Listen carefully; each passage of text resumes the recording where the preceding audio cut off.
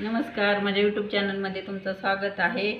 तर आज आपण बनवणार आहोत गव्हाच्या पीठ आणि आंबा घेऊन त्यापासून पुऱ्या।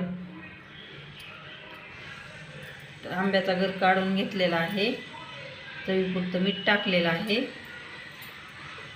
हे गर गव्हाच्या पिठात मिक्स करायचं आहे।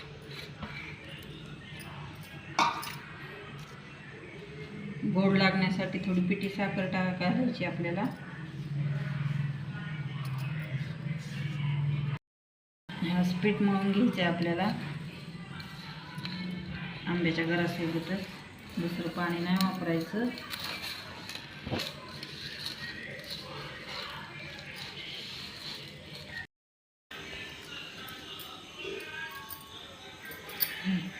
अशी चपाती लाटून घेतलेली आहे। आता आपण त्याच्या छोट्या छोट्या पुऱ्या काढूया।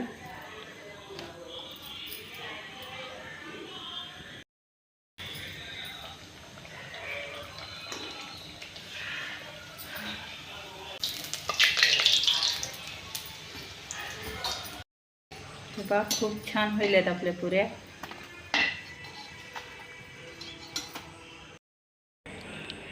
हे पहा, खूप छान झालेले आहेत आंब्याच्या पुऱ्या आपल्या। एकदा नक्की करून पहा, खूप छान झाले।